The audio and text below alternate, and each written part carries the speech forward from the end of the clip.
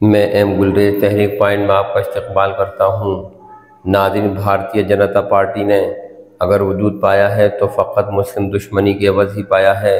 اس لیے اس سے کسی ایسے موقف کی امید رکھنا کہ جس سے مسلمانان ہند کو کوئی فیض پہنچے گا، تو ایسی امید رکھنا گویا ٹھنڈے توے پر روٹی سیک دینے کے مترادف ہوگی۔ ناظرین، ابھی جوڑ توڑ کر کے حکومت سازی کرنے والی بی جے پی، جس کو ملک کا سواد اعظم کمزور کر ڈال رہا تھا، اسی نے اپنے ہم نواؤں کو ساتھ لے کر وقف امینڈمنٹ بل یعنی وقف ترمیمی بل 2024 کو پارلیمنٹری جوائنٹ کمیٹی میں بھیج دیا ہے تاکہ وہ وہاں پاس ہو کر قانون کی صورت اختیار کر سکے۔ ناظرین، واضح رہے کہ جوائنٹ پارلیمنٹری کمیٹی میں اکثریت بی جے پی کی ہی ہے، لہٰذا یہ ایک لمحہ فکریہ نہ صرف مسلمانوں کے لیے ہے بلکہ اس ملک کے آئین کے لیے بھی باعث تشویش ہے، جس کے وجود سے اس ملک کا وجود قائم ہے۔ لہٰذا ناظرین، وقف ترمیمی بل مسلمانوں میں ایک بڑی بے چینی اور تشویش کا باعث بنا ہوا ہے۔ اس بل کو لے کر کس کس طرح کے خدشات کا مسلمان شکار ہیں، اس ویڈیو میں ہم آپ کو انہی خدشات کو واضح کرنے کی کوشش کریں گے۔ ناظرین، جہاں زعفرانی حکومت کا مقصد وقف شدہ املاک کے انتظام اور نگرانی کے نظام میں تبدیلی لانا ہے، تو وہیں مسلمانوں کی نظر میں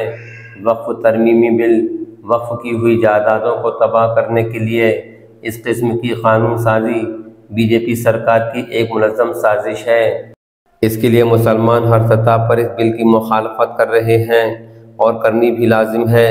فی الحال یہ بل جوائنٹ پارلیمانی کمیٹی کے پاس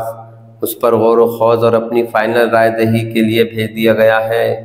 ناظرین، قابل غور نکتہ یہ ہے کہ اگر حکومت کا مقصد اس بل کے ذریعے وقف کی جائیدادوں کا تحفظ اور موجودہ نظام میں اصلاح کرنا ہوتا تو حکومت اس بل کو معرض وجود میں لانے سے قبل مسلمانوں سے گفت و شنید کا سلسلہ قائم کرتی۔ اس طرح وقف ترمیمی بل کے مسودے کو لے کر مسلمانوں کے اندر مختلف خدشات جاگزیں ہو چکے ہیں۔ اس سے قبل مسلمان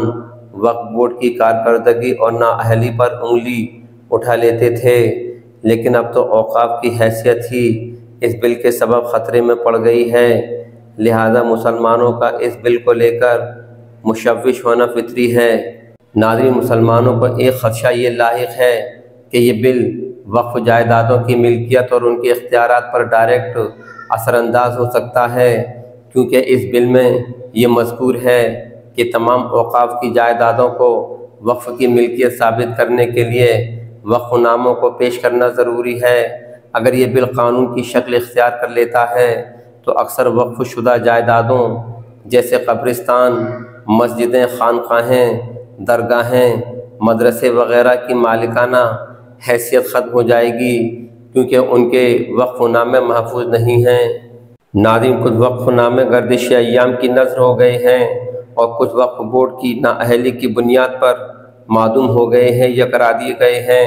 اور علاوہ ازیں متعدد بار وقف بورڈ کے دفتروں میں آگزنی کے واقعات بھی رونما ہوئے ہیں، جن میں وقف کا ریکارڈ بھی متاثر ہوا ہے۔ ناظرین، دوسرے یہ کہ وقف بورڈ 1923 میں معرض وجود میں آیا، اس لیے اس کے پاس تمام وقف املاک کا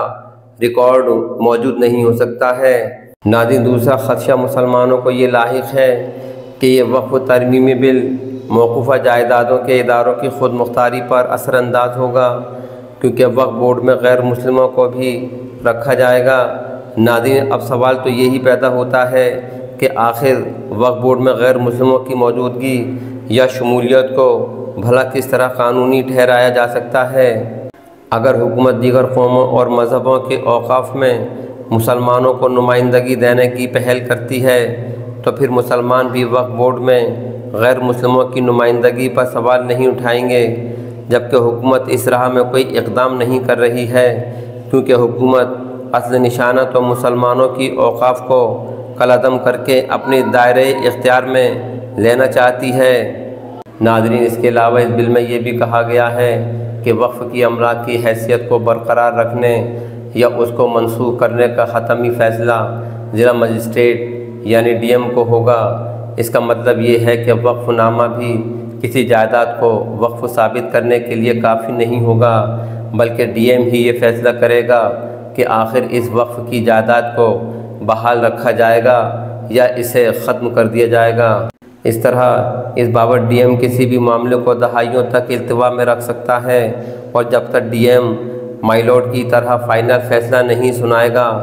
اس جائیداد کو مسلمان اپنے استعمال میں نہیں لے سکیں گے۔ اس طرح ناظرین قابل غور سوال یہ ہے کہ آخر ڈی ایم کو اس بل میں اس قدر اختیار کیوں دیا گیا ہے؟ ناظرین اس بل کو لے کر مسلمانوں کو تیسرا پریشان کن خدشہ یہ ہے کہ اس بل کی روح سے تمام مذہبی عمارتوں کی حیثیت متاثر ہو جائے گی۔ بالفاظ دیگر یہ کہا جا سکتا ہے کہ مسجدیں، قبرستان، خانقاہیں، مدرسے اور امام باڑوں میں چاہے کتنے ہی عرصے سے مذہبی سرگرمیاں انجام پا رہی ہوں تو ان سے یہ ثابت نہیں ہوگا کہ وہ زمین مسجد، خانقاہ، قبرستان یا امام باڑے کی ملکیت ہے۔ گویا ایک مسجد میں اگر 200-250 سال سے نمازیں ادا ہو رہی ہوں تب بھی یہ مدت اس زمین کو وقف کی پراپرٹی ثابت کرنے کے لیے ناکافی ہوگی۔ جبکہ ناظرین ایک طرفہ تماشا یہ ہے کہ یرقانی حکومت دوسری طرف ان تمام مندروں کو قانونی حیثیت دے رہی ہے جو دوسروں کی زمین پر ناجائز طریقے سے تعمیر کیے جا رہے ہیں۔ بہرحال ناظرین، اگر مسلمانان ہند وقف ترمیمی بل کو لے کر اب بھی بیدار نہ ہوئے اور انہوں نے بلا تفریق مسلک اپنی صفوں میں اتحاد و اتفاق پیدا نہ کیا تو ممکن ہے کہ مستقبل کا اقبال بحر ہند کے ساحل پر کھڑا اشک بار ہو کر یہی کلمات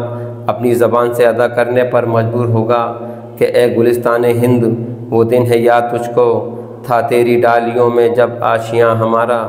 ناظرین، اگر آپ ہمارے تحریک پوائنٹ چینل پر نئے ہیں تو اسے سبسکرائب کریں، شیئر کریں اور ساتھ ہی اپنی قیمتی مشوروں سے ہمیں نوازیں۔